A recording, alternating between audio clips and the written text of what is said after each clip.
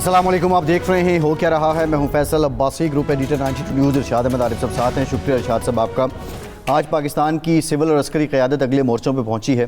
وزیر اعظم شہباز شریف، ان کے ہمراہ تینوں سروسز چیف، نائب وزیر اعظم اسحاق ڈار، کابینہ کے اراکین وہ اگلے مورچوں پہ پہنچے، جہاں انہوں نے جوانوں سے ملاقات کی۔ نہ صرف ملاقات کی، وزیر اعظم یہاں مخاطب بھی ہوئے، اور جو پاکستان کی فورسز نے کارنامہ انجام دیا ہے مارکہ حق میں، اور جس طرح قوم کے تحفظ کو، پاکستان کے تحفظ کو یقینی بنایا ہے، اس پر وزیر اعظم نے ان کو شاباش بھی دی، داد بھی دی، اور خراج تحسین بھی پیش کیا ہے۔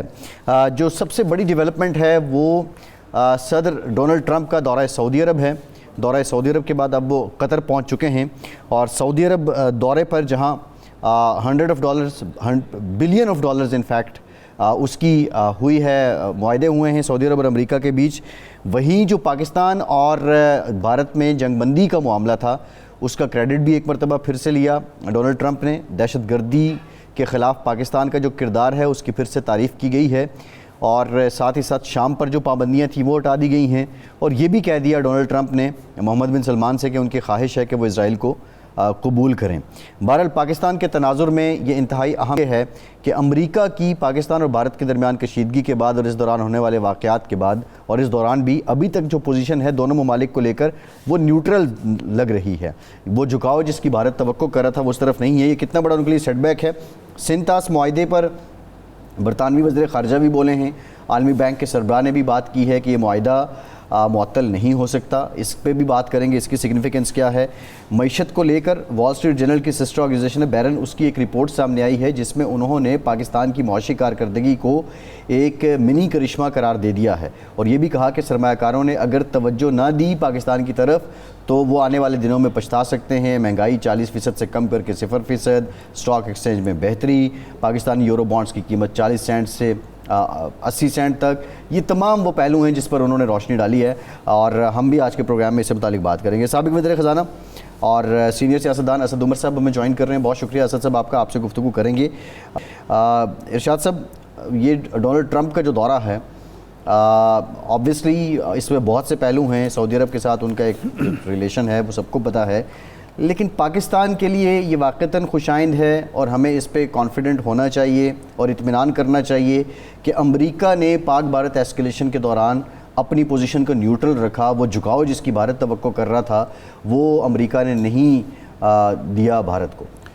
کل اور آج جو گفتگو سعودی عرب میں کی ہے ٹرمپ نے، اس سے دو باتیں واضح ہیں۔ ایک تو یہ ہے کہ وہ اپنے آپ کو دنیا کا ایک ایسا سربراہ کے طور پر جو دنیا میں امن چاہتا ہے، جو جنگوں کو ختم کرنا چاہتا ہے، جو ایک نئی دنیا تخلیق کرنا چاہتا ہے، نیو ورلڈ آرڈر کو حتمی شکل دینا چاہتا ہے، ایسی شخصیت کے طور پر انہوں نے منوانے کی کوشش کی ہے۔ اور دوسرا ایک ایسے مضبوط شخص کے طور پر جو اپنی بات فوری طور پر منوانے کی صلاحیت رکھتا ہے، کہ یہ نہیں ہے، ایک مثال کے طور پر وہ بار بار ذکر کیوں کرتے ہیں کہ انہوں نے کہا دونوں ملکوں سے کہ جنگ بند کریں، اور جنگ بند ہو گئی۔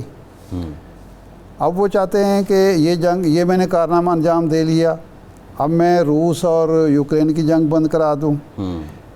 انہوں نے ابراہم ایکارڈ کا ذکر خصوصی طور پر کیا، اور یہ کہا کہ میں محمد بن سلمان کا بہت شکر گزار ہوں گا، بہت ہی رسپیکٹ ہے ان کی میرے ذہن میں کہ اگر وہ ابراہم ایکارڈ کو جوائن کریں، یعنی اسرائیل کو تسلیم کریں، جس طرح مصر نے کیا ہوا ہے، یا اردن نے کیا ہوا ہے، مراکش نے کیا ہوا ہے، UAE نے کیا ہوا ہے، اور اس کا بھی مقصد یہی ہے۔ اور غزہ کے انہوں نے غزہ میں امن کی بات کی، یعنی وہ بات کر رہے ہیں اس سے تھوڑی سی وہاں سے بھی ہٹ کے انہوں نے بات کی۔ ایران کو بھی کہہ دیا ڈیل ایران سے کہا کہ ڈیل کر لیں، خوشحالی لائیں، یہ کریں وہ کریں فراہم۔ تو ایک مضبوط شخصیت کے طور پر اور امن کی خواہاں شخصیت کے طور پر وہ اپنے آپ کو پورٹرے کر رہے ہیں، اور اس کے لیے اقدامات کر رہے ہیں۔ اب دیکھنا یہ ہے کہ سعودی عرب کا، گلف کنٹریز کا، عرب دنیا کا، عالم اسلام کا اس پر کیا ری ایکشن ہے۔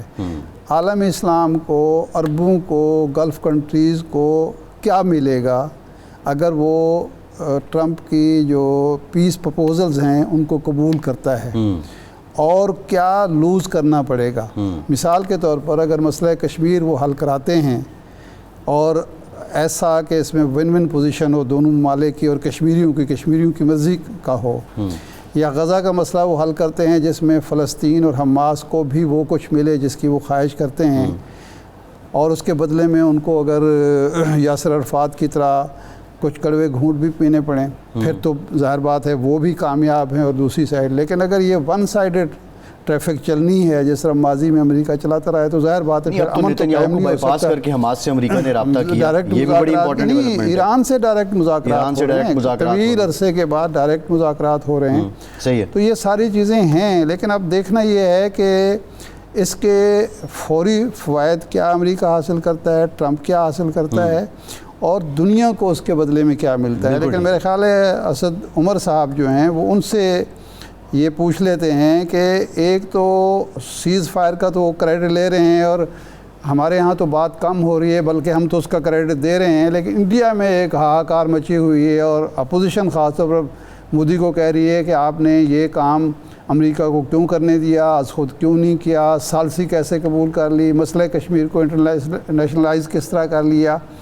تو کیا اب یہ جو ہم نے سیز فائر قبول کیا اور اچھی پوزیشن میں, مضبوط پوزیشن میں کیا ہے, اس کے بعد مذاکرات کی میز پر ہم کیا حاصل کر سکتے ہیں, کیا ہماری اسٹریٹجی ہونی چاہیے, اور کس طریقے سے مسئلہ کشمیر کی طرف پیش رفت ہو سکتی ہے, حل کی طرف جا سکتے ہیں ہم. اسد عمر صاحب. جی شاہ صاحب, بالکل آپ نے درست تجزیہ کیا کہ بھارت کے اندر اس وقت جو ہے وہ بہت زیادہ بے چینی پائی جاتی ہے. جو ہوا پچھلے ایک ہفتے کے اندر, جس طریقے سے بھارت نے حملہ کیا پاکستان کے اوپر, جس طرح پاکستان نے اس کا مضبوط جواب دیا, اور اس کے بعد مجبوراً ان کو ایک سیز فائر کی طرف آنا پڑا, اور خاص طور پہ اس میں امریکہ کی بھی جو مداخلت کہا جائے یا اس کی شمولیت تھی, اس کا بھی بہت ان کو جھٹکا لگا ہے.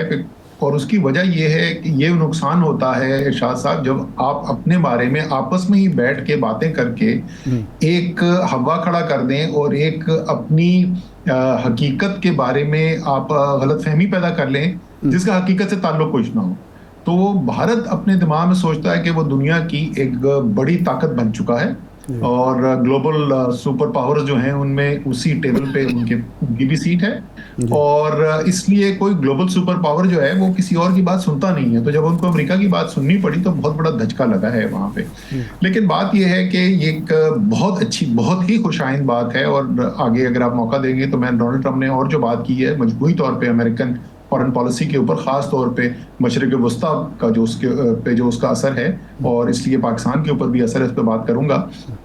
تو یہ بات تو بہت اچھی ہے کہ ڈونلڈ ٹرمپ امریکہ کا پریزیڈنٹ, دنیا کی سب سے بڑی طاقتور ملک کا صدر جو ہے وہ کہہ رہا ہے کہ امن ہونا چاہیے اور تمام چیزوں پہ بات چیت ہونی چاہیے.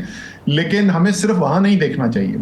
دیکھیں, پاکستان اور بھارت کے تعلقات ایسے ہوں جو ایک ہمسائے کے تعلقات ہونے چاہیے. بہت آپ قریبی دوست نہیں بن سکتے, لیکن آپ کی ایک پرامن زندگی گزر رہی ہو, آپ کے آپس کے اندر ایسے تعلقات ہوں, تجارت ہو جیسے جو ہمسایہ ممالک کے ساتھ ہوتے ہیں.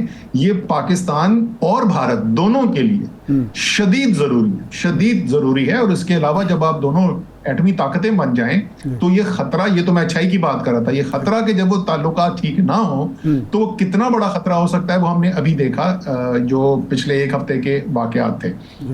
اس لیے پاکستان کو پوری کوشش خود اپنی طرف سے بھی کرنی چاہیے کہ ان مذاکرات کو آگے لے کر جائیں. یہ صرف ابھی ڈی جی ایم اوز کی بات چیت ہو گئی ہے, ایک راؤنڈ ہو گیا ہے, آگے دوسرا راؤنڈ ہونا ہے, لیکن ظاہر ہے انہوں نے تو صرف عسکری معاملات ڈسکس کرنے ہیں, وہ بھی آپریشنل معاملات. لیکن ایک اسٹریٹجک ڈائلاگ کی ضرورت ہے, کمپریہنسو ڈائلاگ کی ضرورت ہے, بغیر کسی شرط کے. اور میں یہ بھی کہوں گا کہ کھلے دل سے بیٹھے, پاکستان بھی اور بھارت بھی کھلے دل سے وہاں پہ بیٹھے. نہیں اسد صاحب, آپ تو جو بات کر رہے ہیں وہ ٹھیک ہے, لیکن وہاں پہ ایک ایکسٹریمسٹ اپروچ جو وہاں ایلیٹ ہے یا جو رولنگ لوگ ہیں ان کی تو ایک بڑی ایکسٹریمسٹ اپروچ ہے. اب انڈس واٹر ٹریٹی جو ہے اس پہ اب ورلڈ بینک کے جو صدر ہیں وہ بھی آ کے کہہ رہے ہیں کہ اس کو آپ معطل نہیں کر سکتے, لیکن انہوں نے اپنے تئیں اس کو معطل کیا ہوا ہے. اب ہم مذاکرات یا معاملات کر بھی لیں تو پاکستان کے پاس اب آپشن کیا ہے کہ ہم آئی سی جے میں جائیں گے, ہم کورٹ آف آربیٹریشن میں جائیں گے, ہم UN میں جائیں گے, اس وقت موقع کیا ہے؟ اگر ہم دوستی میں لگ جائیں یا تعلقات بہتر کرنے میں لگ جائیں تو اس وقت بھارت کے اوپر جو اپنا ایک اتھارٹی یا اپنے ہاتھ اوپر رکھنے کا موقع آپ نہیں سمجھتے ضائع ہو جائے گا؟ بہت بڑی غلطی ہوگی اگر پاکستان یہ سوچ کے ساتھ چلے, یہ بہت بڑی غلطی ہوگی. دیکھیں یہ غلطی بھارت ابھی تو کر کے بیٹھا ہوا ہے. آپ نے کیا پاکستان کو کوئی جنگ کا شوق ہے؟ کیا پاکستان یہ چاہتا ہے کہ بھارت کو تباہ برباد کر دے؟ نہیں چاہتا نا. یہ جنگ ہم پر مسلط کی گئی تھی, یہ ہماری اپنی شروع کی ہوئی جنگ نہیں ہے. آپ نے بڑا واضح پیغام بھارت کو بھی دے دیا اور باقی ساری دنیا کو بھی دے دیا کہ پاکستان کے پاس اپنا دفاع کرنے کے لیے صلاحیت بھی موجود ہے, جذبہ بھی موجود ہے.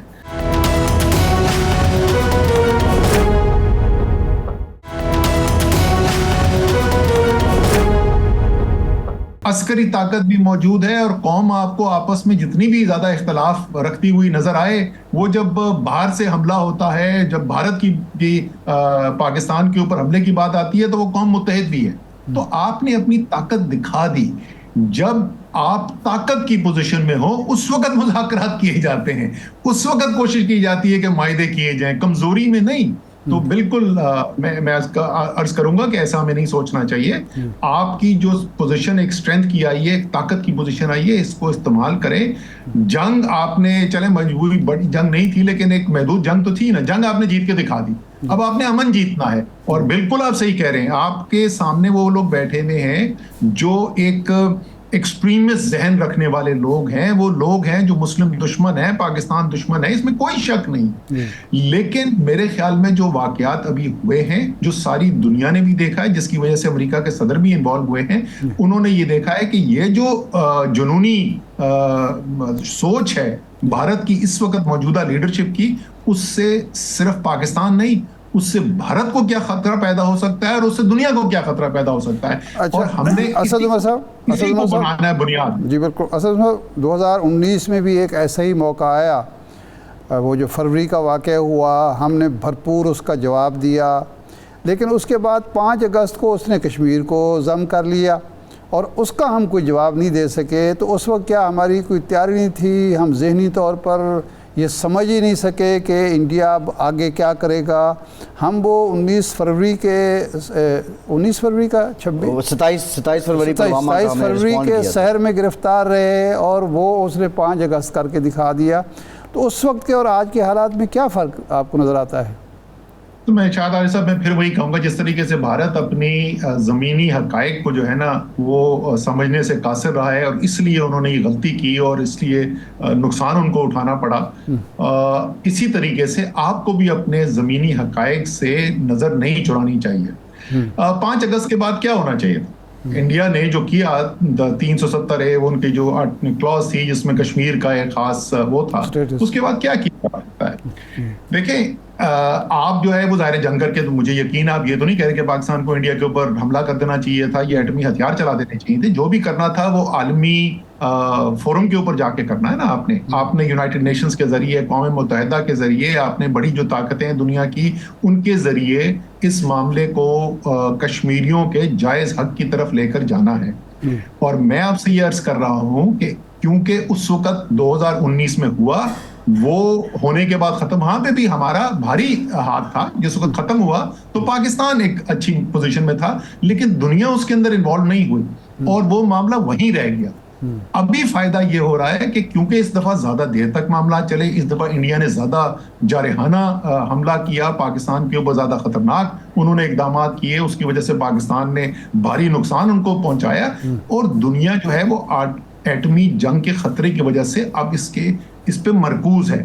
اس کا فائدہ اٹھائیں. اس دنیا کی جو انٹرسٹ ہے اس وقت, جو ڈونلڈ ٹرمپ اس کے اندر انٹرسٹ لے رہے ہیں, اس کا فائدہ اٹھائیں. اور آپ نے جو معاملات حل کرنے ہیں وہ کبھی بھی ایک دوسرے کے ساتھ جنگ کر کے نہیں ہونے, وہ ہونے ہی ایسے ہیں کہ کوئی نہ کوئی معاہدہ ہوگا, کوئی بات چیت کے ذریعے کیا جائے گا, اور وہ عالمی طاقتوں کے شامل ہوئے بغیر وہ ہو نہیں سکتا. بہت بڑا موقع پیدا ہوا ہے, ہمیں اس کو استعمال کرنا چاہیے. بالکل ٹھیک ہے. اسد عمر صاحب, وال اسٹریٹ جرنل کی سسٹر آرگنائزیشن بیرن یہ اپنی ایک رپورٹ دیتے ہیں, کہتے ہیں کہ پاکستان کی طرف اگر سرمایہ کاروں نے توجہ نہ دی تو وہ ہو سکتا ہے بعد میں پچھتائیں. میں نے میریکل کے 2 سالوں میں مہنگائی کی جو شرح ہے وہ 40 سے 0 پہ آ گئی ہے. آپ کا یورو جو ہے اس کی شرح میں اضافہ ہو گیا ہے, آپ کی جو اسٹاک ایکسچینج ہے وہ بہتر پرفارم کر رہی ہے, بہت سے انڈیکیٹرز انہوں نے ڈسکس کیے ہیں. کیا آپ سمجھتے ہیں کہ جو حکومت کا موقف تھا کہ معیشت میں استحکام آ رہا ہے اور ہم ٹیک آف پوزیشن کی طرف بڑھ رہے ہیں, کیا واقعتاً اب پاکستانی معیشت ٹیک آف پوزیشن پہ ہے؟ دیکھیں, جو پاکستان کی معیشت کی صورتحال تھی آج سے کوئی 1.5-2 سال پہلے, جس وقت ایک خطرہ تھا کہ شاید پاکستان ڈیفالٹ کر جائے گا اور مہنگائی پاکستان کی تاریخ کی بلند ترین سطح کے اوپر تھی, اس سے حالات بالکل بہتر ہوئے. IMF کا معاہدہ ہونے کے بعد سے ایک استحکام آیا اور مہنگائی کی شرح بھی جو ہے اس کے اندر تیزی سے کمی ہوئی ہے, اس میں کوئی شک نہیں, اور اس کی وجہ سے شرح سود جو ہے اس کے اندر بھی کمی آئی ہے. اس کی وجہ سے اسٹاک ایکسچینج جو ہے وہ بہتر ہوئی ہے. ٹیک آف کا سٹیج ابھی تک ہمیں نظر وہ اتنا نہیں آ رہا. جو اعداد و شمار آتے ہیں صنعتوں کے, زراعت کی پیداوار کے, اس کے اندر ابھی وہ بہتری ہمیں نظر نہیں آئی ہے, لیکن امید کرنی چاہیے کہ اب یہاں سے ان کے اندر بھی بہتری نظر آئے گی. لیکن اگر ہم پہلے جو بات کر رہے تھے اسی سے میں جوڑ دوں, میں آپ کو بتاؤں کہ یہ جو ساری دنیا آپ بات کریں نا کہ بھارت نے کہا ہے کہ ایسا نہ ہو کہ پاکستان مس کر دے. اگر پاکستان اور بھارت کے درمیان کوئی اس طرف پیش رفت ہوتی ہے کہ لگے دنیا کو کہ ہماری کشیدگی کم ہو رہی ہے اور معاملات جو دیرینہ ہمارے مسائل ہیں وہ حل ہونے کی طرف جا رہے ہیں, تو پھر آپ دیکھیے گا کہ بین الاقوامی سرمایہ کاروں نے پاکستان کے اندر کتنی دلچسپی لینی ہے, کیونکہ اس میں تو کوئی شک ہی نہیں ہے کہ پاکستان مواقعوں سے بھرا ہوا ہے. سرمایہ کاری کے بے تحاشا مواقع ہیں پاکستان کے اندر. اگر اسٹیبلٹی یہاں پہ بھی نظر آئے گی, ملک کے اندر بھی, اور ہمارے خطے کے اندر جو حالات ہیں وہ بھی بہتر ہوتے ہوئے نظر آئیں گے, تو اس میں انشاءاللہ بالکل امید کرنی چاہیے کہ آگے بڑی بہتری نظر آئے گی سرمایہ کاری کے اندر بھی. اچھا, وہ بات رہ گئی درمیان میں جو ٹرمپ کا دورہ ہے اور خلیج پر اور خطے پر, پورے خطے پر اس کے جو اثرات ہیں, آپ اس پہ بات کرنا چاہتے تھے. وہ کیا آپ کہنا چاہتے ہیں کہ کیا ہم ایران, پاکستان, افغانستان, خلیجی ممالک اب کیا توقع کریں کہ جو ٹرمپ کی دنیا ہوگی یا ٹرمپ کے امریکہ کا وضع کردہ نیو ورلڈ آرڈر ہوگا, وہ کیسے ریفلیکٹ کرے گا؟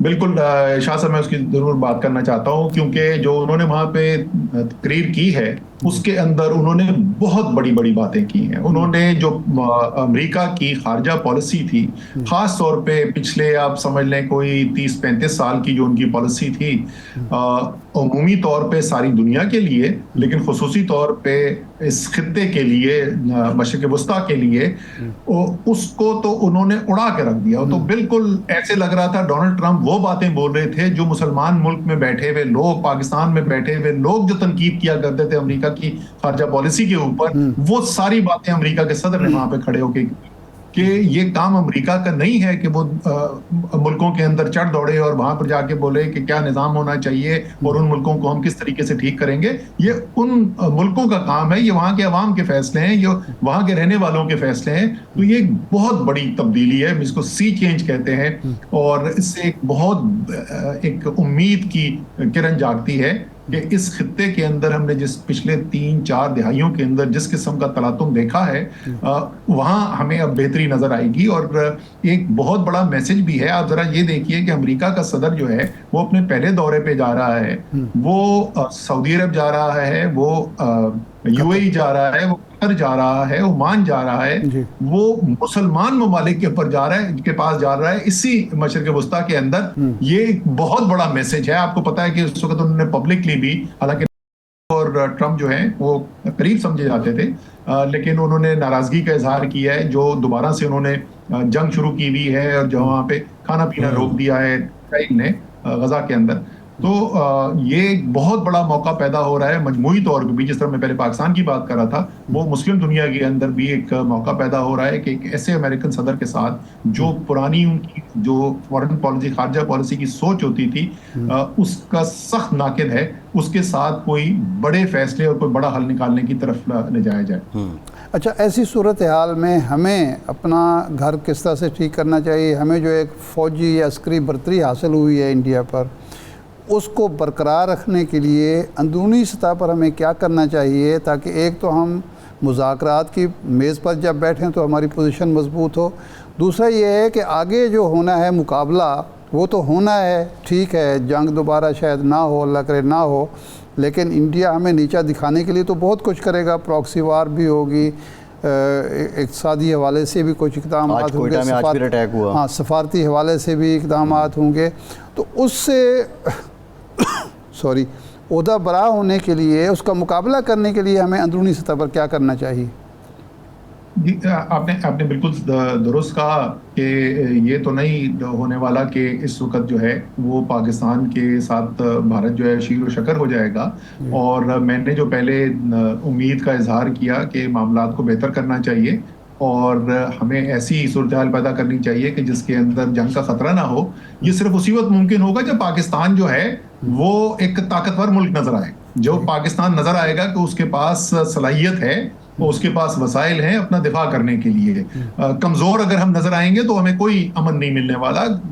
امن حاصل کرنا پڑتا ہے، کوئی آپ کو بیک میں نہیں دے گا، اس میں کوئی شک نہیں. اس لیے یہ بالکل ضروری ہے. اس کے دو مختلف پہلو ہیں. ایک تو صرف میں اگر جنگی پہلو سے دیکھوں تو ایک بہت بڑی چیز، جس طریقے سے میں ڈونلڈ ٹرمپ کی سپیچ کی بات کرتا، اسی طریقے سے ایک بہت بڑی چیز ہوئی ہے کہ یہ پہلی دفعہ ہوئی ہے موجودہ یہ ماڈرن ٹائمز کو اگر میں لوں، دنیا کے اندر عالمی حالات کو دیکھوں، کہ مغرب کی بہترین ٹیکنالوجی کا مقابلہ ہوا ہے چائنا کی بہترین ٹیکنالوجی کے ساتھ یا کوئی بھی غیر مغربی ٹیکنالوجی کے ساتھ. اور جو مغرب کی ٹیکنالوجی ہے اس کو شکست حاصل ہوئی ہے. جو J10C اور PL15 کا پلیٹ فارم یوز ہوئے ہیں پاکستان میں مینلی، اس کے علاوہ بھی باقی جو یوز ہوئے ہیں وہ مینلی چائنیز ہیں. تو ایک تو اس سے بڑا واضح ہو جاتا ہے کہ کیوں بالکل ہمیں امریکہ نے پیس کے لیے بھی ہیلپ کیا، ہمیں ٹریڈ کے لیے بھی ان کے ساتھ کام کرنا چاہیے اور ہمیں کوشش کرنا چاہیے کہ اور امریکہ کے ساتھ بہتر تعلقات ہوں. لیکن کسی بھی صورت میں یہ نہیں ہم کر سکتے کہ چائنا کے ساتھ جو ہماری دوستی ہے، جو ایک خاص دوستی ہے جس کو وہ آئرن بردر کہتے ہیں، یا جیسے لوہے کے دوست آپ کو اردو میں اگر میں اس کو ترجمہ کروں، اس خصوصی دوستی کو ہم نے بنیاد بنانا ہے.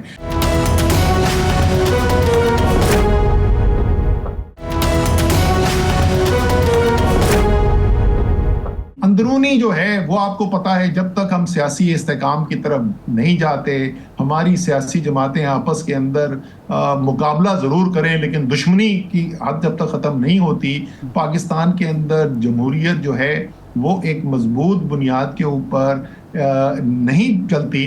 تو جو یہ سارا پاکستان کا پوٹینشیل ہے اور یہ جو سارے خطرات سے ہم نے نمٹنا ہے، اس کے اندر ہم مکمل طور کے اوپر جو بہترین صورتحال ہوتی ہے وہ نہیں پیدا کر سکتے.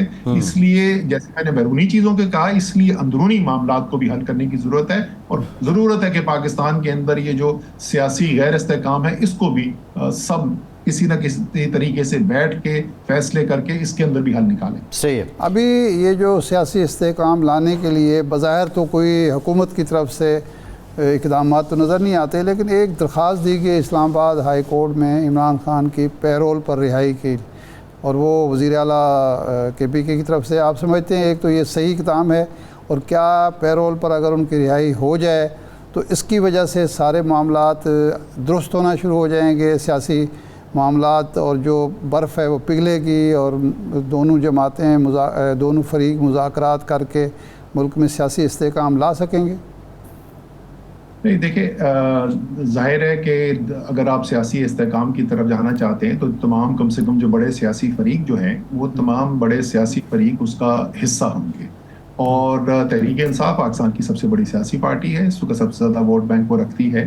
اور تحریک انصاف کے اس سارے پروسیس کے اندر شامل ہوئے بغیر آپ وہ استحکام حاصل نہیں کر سکتے. اور اگر عمران خان صاحب جیل کے اندر موجود ہیں تو وہ استحکام کی طرف آپ نہیں جا سکتے. لیکن کیا صرف وہ بس ایک جو باقی تمام معاملات جو ہیں، آپس کی کشیدگی، آپس کے ساتھ رنجشیں، دشمنی، سیاسی پارٹی جو ہیں وہ آپس میں ان کا جو تصادم ہے وہ ویسے ہی رہے، وہ صرف بس پیرول پہ چھوڑ دیا جائے تو معاملات ٹھیک ہو جائیں گے؟ تو میرے خیال میں ایسا نہیں ہے. میرے خیال میں مجموعی طور پر جو وجوہات ہیں جن کی وجہ سے یہ صورتحال پیدا ہوئی بھی ہے، ان تمام کے ساتھ ہمیں ڈیل کرنا پڑے گا. اور اس بڑے ایک لارجر پیکج کے اندر میرے خیال میں ظاہر ہے یہ بھی کسی نہ کسی طریقے سے کرنا پڑے گا کہ آپ کو جو سب سے بڑی سیاسی پارٹی ہے، جو سب سے مقبول سیاسی لیڈر ہیں، ان کو بھی سیاست کرنے کا پورا جو ہے وہ موقع دیا جائے.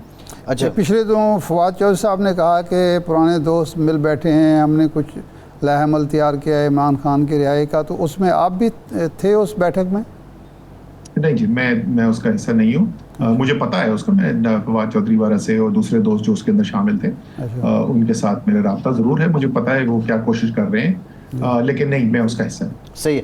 اچھا اسد صاحب ایک ذرا بریف کمنٹ کر دیں جو ٹرمپ کی اپروچ ہے، جس طرح ابھی گلف کا وہ وزٹ کر رہے ہیں، اس سے پہلے انہوں نے رشیا کو اپنے قریب لانے کی کوشش کی، پھر اب چائنا ٹیکنالوجی جو آپ نے بات کی وہ بھی ایک ریویل اور وہ ایک بہت بڑا بریک تھرو ہے. چائنا کے ساتھ ٹیرف کو ریوزٹ کر لیا جو پہلے بڑے دبنگ انداز میں انہوں نے نافذ کیا تھا. تو کیا ٹرمپ اب تھوڑا ڈپلومیٹک وے میں چل رہا ہے اس انداز میں کہ جو قربتیں چائنا کے ساتھ ان ممالک کی ہیں وہ قربتیں امریکہ کے ساتھ کی جائیں، اور وہ تبھی ہوں گی کہ جب امریکہ ایک پیس میکر یا پیس لونگ کنٹری کے طور پہ سامنے آئے گا؟ جی، اس کے اندر دو مختلف پہلو ہیں. ایک تو ظاہر ہے کہ ڈونلڈ ٹرمپ کا اپنا جو ہے نا ذاتی وہ رائے یہی رہی ہے، اور وہ ابھی نہیں، وہ سیاست میں آنے سے پہلے سے رہی ہے کہ یہ امریکہ جو ہے جو غیر ملکی جنگوں کے اندر شامل رہا ہے اور ایک عسکری طاقت کے طور پہ ساری دنیا کے اندر اپنی بات منوانے کی کوشش کرتا رہا ہے، وہ اس سے اتفاق نہیں کرتے. تو یہ ان کا اپنے یقین کا، اپنی سوچ کا بھی اس کے اندر ضرور اثر شامل ہے. اور دوسرا یہ بھی بالکل ٹھیک بات ہے کہ ایک چائنا کے ساتھ مقابلہ ہے. 21ویں صدی کے اندر دنیا کے اندر سب سے بڑی طاقت کون ابھرے گی، اس کا مقابلہ امریکہ اور چائنا کا ہی ہے. اور اس وقت جس طرح ملک کے اندر کہا جاتا ہے کہ دل جیتنے کی کوشش کرنی چاہیے، تو اسی طریقے سے وہ دنیا میں دل جیتنے کی بھی اس وقت ریس لگی ہوئی ہے. اور ڈونلڈ ٹرمپ بنیادی طور پر یہ کہہ رہے ہیں، وہ پہلے یہ ہوتا تھا کہ اچھا ٹھیک ہے تم میرے سائڈ پہ آ جاؤ اور دوسری سائڈ سے مقابلہ کریں گے، میں تمہیں اسلحہ دوں گا اور یہ سب کچھ. وہ کہہ رہے ہیں میرے ساتھ تجارت کرو، تم بھی پیسہ بناؤ اور امریکہ بھی پیسہ بنائے اس کے اندر. اور یہی وہ انہوں نے نام لے کے پاکستان کا کہا ہے کہ وہ چاہتے ہیں کہ پاکستان کے ساتھ بھی ایسی کوئی ٹریڈ ڈیل کی جائے، اور اس کا بھی ہمیں بھرپور فائدہ اٹھانا چاہیے. لیکن ایک چیز ذرا سا، پچھلے 100 دن جو ان کے تقریباً 100 دن سے زیادہ، تھوڑا زیادہ ہو گیا ان کو صدر بنے ہوئے دوسری دفعہ، ایک چیز ان کو نوٹ کریں کہ جب وہ ایک چیز کا اظہار کرتے ہیں میں یہ کرنا چاہتا ہوں، اگر دوسری طرف سے جو پارٹنر ہے یا دوسری سائڈ جو ہے نا وہ لے تو لال کرے اور وہ لگے کہ وہ ساتھ کام کرنے کے لیے ان کی نیت ٹھیک نہیں ہے، تو وہ اپنا مائنڈ چینج بھی کر لیتے. تو اس وقت وہ پیوٹن کو انہوں نے بہت سپورٹ کیا، لیکن جس وقت پیوٹن کو ان کو لگا کہ وہ ایک اچھی نیت سے جو ہے وہ ساتھ کام نہیں کر رہے، تو اب وہ پیوٹن کے خلاف بھی ہو گئے. اسی طریقے سے نیتن یاہو کو میں نے پہلے ذکر کیا تھا. تو میں بار بار اسی چیز کے اوپر آتا ہوں. میں یہ یاد رکھیے گا کہ اگر ڈونلڈ ٹرمپ کو یہ لگے گا کہ پاکستان خلوص نیت کے ساتھ اپنے جو بھارت کے خلاف جو معاملات ہیں اس کو حق کی بنیاد کے اوپر ایک پرامن طریقے سے حل کرنے کی کوشش کر رہا ہے، تو وہ ٹھیک رہیں گے. اگر ان کو یہ بھارت ثابت کرنے میں کامیاب ہو گیا کہ نہیں پاکستان جو ہے اس کا تو ارادہ نہیں ہے کوئی امن کا، تو وہ ڈونلڈ ٹرمپ جو ہے وہ اپنا مائنڈ چینج کرتے ہوئے زیادہ دیر نہیں لگاتے. جی بالکل ٹھیک. بہت شکریہ اسد عمر سے وقت کا. ہمیں جوائن کیا ہے دفاعی تجزیہ کار lieutenant general retired Ghulam Mustafa صاحب نے. جنرل صاحب بہت شکریہ آپ کا. آپ سے گفتگو کریں گے. آج پسرور میں وزیر اعظم پاکستان نے خطاب کیا اور یقینی طور پہ انہوں نے اپنی افواج پہ فخر کا اظہار کیا ہے، ان کو داد دی ہے، ان کو شاباش دی ہے. اس موقع پہ تینوں سروسز چیف جو ہیں وہ بھی موجود تھے. Army chief general Syed Asim Munir بھی ان کے ہمراہ تھے، وزیر دفاع خواجہ آصف بھی تھے. یہ ویژولز بھی آپ دیکھ رہے ہیں ہماری اسکرین پہ کہ آج خاصا ولولہ انگیز اور پرجوش خطاب وزیر اعظم شہباز شریف نے کیا ہے. جنرل صاحب ایکچولی یہ چل کیا رہا ہے، اور جب اس سطح پہ آپ کا وہ جو کیموفلیج تھا سیکولر اور ڈیموکریٹک انڈیا والا وہ ایکسپوز ہو، تو پھر کتنی بڑی اپرچونٹی ہے پاکستان کے لیے کہ وہ اس کو یوٹیلائز کرے، کیش کرے؟ دیکھیں میں پرائم منسٹر کی اسپیچ پسرور میں تقریر میں سن رہا تھا. میرا اپنا خیال یہ تھا کہ اس تقریر میں ابھی ان کو شروع وہیں سے ہی کرنا چاہیے، کیونکہ اس میں پاکستان کے وزیر وزارت خارجہ کا یا ہمارا کوئی کمال نہیں ہے. یہ تو مودی صاحب کی اپنی ہمت ہے، اپنی جو انہوں نے کچھ کر کے کشمیر کو وہ کریش پوائنٹ دنیا کے سامنے پیش کر دیا ہے کہ یہ واقعی دنیا کو جلا کے داخل کر دے گا. اب یہ موقع پرائم منسٹر صاحب باقی ٹھیک بہت اچھی یقین کر رہے ہیں، وہ سب کچھ بات کر رہے ہیں، لیکن کشمیر سے شروع ہونے چاہیے، کشمیر سے بات ختم ہونی چاہیے. کیونکہ ہم جہاں بھی ہماری ناکامیاں اس میں ہے تو ایک لمبی داستان ہے، ہم سب اس کے گواہ ہیں. تو یہ جو ہمیں موقع ملا ہے اب اس کو بھی ہم آگے لے کر نہ چلیں تو پھر میرا خیال ہے چاندہ ہونے والی نسلیں تو کیا خیال ہم خود بھی اپنے آپ کو معاف نہ کر سکیں. یہ تاریخ نے آپ کو ایک ایسا خوبصورت موقع عطا فرمایا ہے، ہم اس سے میرا خیال ہے ایسے فائدہ اٹھانے کی شاید ہم نے سوچ ہی نہیں ہے. بدقسمتی ہے میری، میں سمجھتا ہوں کہ بہرحال جہاں تک بھارت کا تعلق ہے، دیکھیے بھارت کے اندرونی معاملات کا تو جو کچھ بھی ہو رہا ہے یہ میرے لیے جشن منانے کی بات نہیں ہے, یہ میرے لیے خوش ہونے کی بات نہیں ہے. میرے لیے پریشانی اس بات کی ہے, اور ہونی بھی چاہیے. ہم جس طرح جشن منا رہے ہیں اور خوش ہو رہے ہیں, اللہ تعالیٰ کا شکر ادا کر رہے ہیں, کرنا بھی چاہیے, لیکن جو چیز ہمیں بار بار ہمیں یاد رکھنی چاہیے اور نہیں بھولنی چاہیے وہ یہ ہے کہ جو کچھ بھی ہوا ہے یہ کوئی چھوٹی موٹا واقعہ نہیں ہوا ہے, یہ انٹرنیشنل لیول پر ایک بہت بڑی تبدیلی ہے, اور جس کی وجہ سے بھارت نے اس کا کسی نہ کسی طریقے سے اس کا جواب دینا ہے. ہم ٹیکنیکلی ایڈوانس ہوں گے, لیکن ہماری جو افواج ہے جس کے نے استعمال کیا ٹیکنالوجی, اس کا بھی زیادہ بات چھپی نہیں رہے گی. دنیا یہ جس قسم کی ٹیکنالوجی بات ہم کر رہے ہیں یہ روز کے حساب سے اس کا توڑ ہو رہا ہوتا ہے. اس لیے پاکستان کو نہ صرف اپنے ٹوس میں رہنا چاہیے بلکہ بحثیت قوم ہمیں اس کی تیاری کرنی چاہیے. یہ مودی نے پھر ایک اور جو موقع دیا ہمیں بحثیت قوم سوچنے کا, ہمیں اس کا فائدہ اٹھانا چاہیے اور قوم کو جس طریقے سے بھی منظم کر سکتے ہیں کرنا چاہیے تاکہ ہم آگے بڑھیں, اپنی اکانومی کو بہتر کریں. اور یہ جو پاکستان کے اوپر سراسر اور یہ خطرہ ختم نہیں ہوا ہے, جس وجہ سے بات شروع ہوئی تھی, بات تو وہیں وہیں کھڑی نا, تو وہیں کا وہیں کھڑا ہوا. جب تک وہ مسئلہ حل نہیں ہوگا, جب تک بھارت کو یہ بات سمجھ نہیں آ جائے گی, اور جب تک بھارت کو دنیا یہ بات سمجھا نہیں دے گی کہ بھائی آپ اس سے پیچھے ہٹ جائیں ورنہ آپ کے ساتھ یہ کچھ ہو سکتا ہے, وہ جب تک بھارت دنیا تک نہیں آئے گی, میرا خیال ہے ہمیں اس وقت تک بہت زیادہ ہوشیار رہنے کی ضرورت ہے.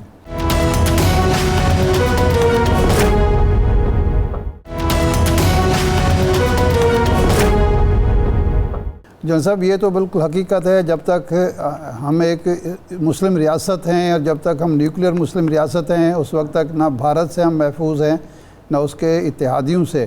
لیکن ہمیں تیاری صرف فوجی سطح پر کرنی چاہیے یا کچھ اور اقدامات بھی کرنے چاہیے کہ جس کی وجہ سے ہم بھارت کا عالمی سطح پر, عالمی فورم پر, عالمی اداروں میں مقابلہ کر سکیں؟ دیکھیے بیسک کسی بھی قوم کی جو اسٹرینتھ ہے وہ فوج نہیں ہوتی جی. فوج تو اس قوم کے ہاتھ میں ہتھیار ہے. قوم کس قدر متحد ہے, کس قدر وہ ایک جو کمی وفات پہ کسی سے ایک نقطہ نظر رکھتی ہے وہ بہت کریٹیکل ہے.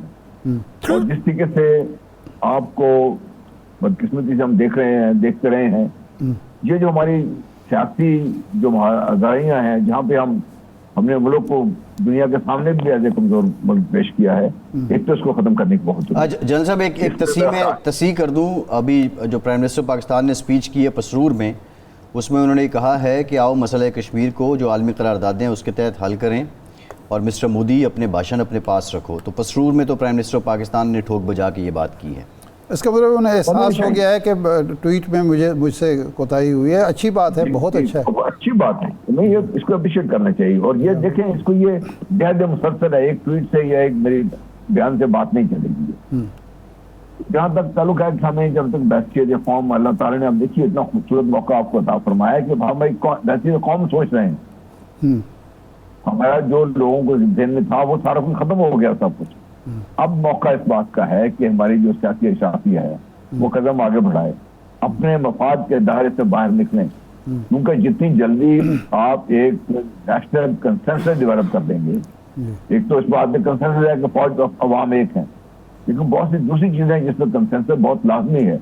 تو جب آپ جا کے انٹرنیشنل فورم پہ بات کریں گے تو آپ کی اسٹرینتھ اتنی ہی ہوگی, آپ کی ڈپلومیٹک اسٹرینتھ, آپ کی پولیٹیکل اسٹرینتھ اتنی ہی ہوگی جتنا قوم متحد ہوگی, جتنا قوم ان سے اس کا آپ کا ساتھ دے گی. آپ کو شاہ صاحب کو یاد ہوگا کہ جب بھٹو صاحب جا رہے تھے شملہ کانفرنس کے لیے تو انہوں نے اپنے بدترین مخالف کے گھر گئے, وہ لوگ ان کے گھر جا کے انہیں جب قائل کیا تو جب وہ شملہ جا رہے تھے تو پورے جو سیاسی لیڈرشپ نے حکومت کی ان کو الوداع کہنے آئی تھی.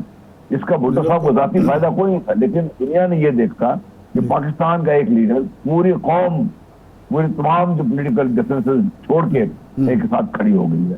اور اس لیے بھٹو صاحب جب گئے شملہ تو بات چیت کا ان کا انداز ہی ڈفرینس تھا. میں سمجھتا ہوں ہمارے لیے بڑا ضروری ہے, اور اکانومی کے لیے خدا کے لیے میں سمجھتا ہوں کہ ہمیں بہت سوچ سمجھ کے جو اس کو لے کے آگے بڑھیں, ورنہ یہ تو اللہ کا فضل ہے کہ بہت کمزور اکانومی کے باوجود بھی پاکستان نے اتنی قدر ٹیکنالوجی وغیرہ پہ کام کر لیا ہے, لیکن زیادہ دیر چلے گا نہیں ہے, کیونکہ یہ دیکھ رہا ہوں میں غلط ہوں اس میں, اللہ کرے میں غلط ہوں, لیکن یہ مسئلہ ٹلا ہے, ختم نہیں ہوا. ٹھیک ہے. نہیں، آپ سمجھتے ہیں کہ امریکہ جو اب مذاکرات کرا رہا ہے وہ اس کو پھر اسی طرح درمیان میں چھوڑ دے گا اور مسئلہ کشمیر یا پانی کا مسئلہ یا جو ہمارے مسائل ہیں وہ حل کیے بغیر ہی صرف بھارت کی فیس سیونگ کریں گے، اور اب حتمی حل نہیں آئے گا مسائل کا جس کی وجہ سے جو ہماری کشیدگی ہے یا لڑائی ہے یا خرابی ہے تعلقات کی وہ دور ہو سکے؟ صاحب بدقسمتی یہ ہے کہ میں اس سلسلے میں شاید پیسمسٹک ہوں، لیکن جس نے امریکہ پہ اعتماد کر دیا نا کہ امریکہ ہمارا کام کرا دیا، اس سے پہلے بھی امریکہ ڈس چکا ہے، ایک دفعہ نہیں کئی دفعہ ڈس چکا ہے۔ آپ گواہ اس چیز کے کہ بھٹو اور سروسک کے درمیان 6 دور ہوئے بالکل، اور امریکہ کے کہنے پہ ہوئے، کہاں پہنچے ہو؟ بالکل۔ اس لیے ٹرمپ صاحب کی بات کہنا اور بات ہے، لیکن جو امریکہ کی اپنی پالیسیز ہیں ہمیں ان کے مطابق ہمیں بالکل کلیئر ہونا چاہیے کہ امریکہ کبھی پاکستان کا ساتھ نہیں دے گا، کبھی نہیں دے گا پاکستان کا ساتھ۔ نہیں، اگر امریکہ کو یہ احساس ہو گیا ہے کہ ہم نے غلط گھوڑے پر جو تھا ابھی تک وہ جوا لگایا ہوا تھا، داؤ لگایا ہوا تھا، اور وہ گھوڑا پٹ گیا ہے تو پھر بھی وہ اسی کے ساتھ کھڑا رہے گا۔ جی دیکھو، گھوڑے کو دوبارہ کھڑا کرنے میں اتنی دیر نہیں لگے گی، اچھا اتنی دیر نہیں لگے گی۔ اچھا، ٹیکنالوجی کا ڈفرنس جو ہے وہ دور کرنے میں زیادہ دیر نہیں لگے گی، لیکن جو امریکہ جس وجہ سے بھارت کو اپنے ساتھ لے کے کھڑا ہوا ہے، ان کے جو آپ 4 معاہدات ہم شور آپ سب نے ان کا مطالعہ کیا ہے، وہ معاہدات ایسے ہیں کہ جو بھارت کو امریکہ کو اتنا کلوز کرتے ہیں کہ شاید نیٹو الائز بھی اتنے کلوز نہیں ہوں گے۔ صحیح ہے جنرل صاحب۔ اچھا، تھوڑا سا اسپیسیفکلی یہ جو مس ایڈونچر کرنے کی کوشش مودی نے کی تھی، اب بہت سی آوازیں اٹھ رہی ہیں۔ سابق بھارتی آرمی چیف ہیں منوج نروانے، انہوں نے اس کو مودی حکومت کی نالائقی قرار دیا۔ انہوں نے یہ بھی کہا کہ جنگ کوئی بالی ووڈ کا سین نہیں ہوتی، بالی ووڈ کی فلم نہیں ہوتی۔ ہم ان کے ڈیفنس انالسٹ کو دیکھتے ہیں، وہ ڈپلومیٹکلی کہتے ہیں کہ اسرائیل کے علاوہ کوئی کھڑا ہی نہیں ہے انڈیا کے ساتھ، ہم وہاں بھی اکیلے ہو گئے ہیں، اور امریکہ نے بھی خود کو نیوٹرل کیا، اس نے انڈیا کی طرف جھکاؤ نہیں دیا ابھی تک۔ تو یہ سارے جو حالات ہیں، یہ سارے واقعات ہیں، یہ انٹرنل پریشر مودی کا سیاسی مستقبل کیا ڈٹرمن کر رہا ہے؟ دیکھیے، مودی صاحب کی کیوں فکر ہے؟ آپ مودی صاحب کو ہٹا دیں گے، بی جے پی تو رہے گی نا، آر ایس ایس تو جو بیک پہ وہ رہے گی نا۔ جو بھارت کی سوچ ہے 14 اگست 1947 سے شروع سے لے کے آج تک وہ تبدیل نہیں ہوئی نا، چاہے وہ کانگریس ہو چاہے بی جے پی ہو، تو کار مختلف ہوتا ہے، لیکن پاکستان کے بارے میں کبھی ان کے ذہن میں ابہام نہیں رہا۔ اور بی جے پی سے اگر مودی صاحب کو ہٹائیں گے تو ان سے بھی اور سخت کی قسم کے ان کے پاس لوگ موجود ہیں جو لے کے آئیں گے ان کے سامنے۔ اس لیے ہمیں اس کی فکر نہیں، ہمیں صرف فکر یہ کرنی چاہیے کہ جس سوچ نے بھارت کو گرفت میں لیا ہوا کیا وہ تبدیل ہوگی؟ وہ تبدیل ایسے نہیں ہوگی۔ وہ تو جہاں صاحب حقیقت یہ ہے کہ جب کانگریس تھی جو سیکولر پارٹی اپنے آپ کو کرتی ہے، ہماری 2 پہلی جنگیں جو ہیں وہ تو اسی کے دور میں ہوئی ہیں، 70 کی، 71 کی اور 48 کی۔ اور دوسرا یہ ہے کہ جتنے زیادہ ہندو مسلم فسادات انڈیا میں اندرا گاندھی کے دور میں، نہرو کے دور میں ہوئے ہیں، بعد میں تو نہیں ہوئے۔ تو وہ تو حقیقت ہے کہ وہاں پارٹی کوئی بھی ہو، سوچ ایک ہی رہتی ہے۔ لیکن اب اس کا حل جو ہے آپ کے نزدیک یہ ہے قوم متحد ہو، سیاسی استحکام یہاں ہے، ہم معاشی ترقی کی منزل حاصل کریں۔ لیکن یہ کیا ہمیں اس صورت میں حاصل کرنے کے لیے کیا اب وہ بیلنس برقرار رکھنا چاہیے تعلقات میں جو چین اور امریکہ کے درمیان ہے، یا ہمیں یہ تہیہ کرنا پڑے گا کہ ہمیں ایک نئے بلاک کا حصہ بننا چاہیے؟ دیکھیے، جہاں تک امریکہ کا تعلق ہے وہ تو چونکہ پاور ہے، ہر ایک کا سایہ ہے، ہمیں اس سے دشمنی مول لینے کی ضرورت نہیں ہے۔ لیکن چین کے ساتھ ہمارے جو تعلقات ہیں اس میں کسی قسم کا کوئی رکھنا پاکستان کو برداشت نہیں کرنا چاہیے، اور پاکستان کو بڑا کلیئر ہونا چاہیے کہ اب جو دور ہے وہ اس صدی جو ہے وہ پہلے امریکہ کی صدی ختم ہوتی جا رہی ہے، وہ ڈاؤن ہو رہا ہے۔ یہ صدی ایشیا کی ہے، اور ایشیا میں چین، روس، سنٹ ایشین ریپبلک، یہ ابھرتی ہوئی طاقتیں ہیں، ان کے ساتھ پاکستان کے تعلقات اور بہتر ہونے چاہیے، ان کے ساتھ ہماری روابط چاہے وہ معاشی ہیں چاہے بڑھنے چاہیے۔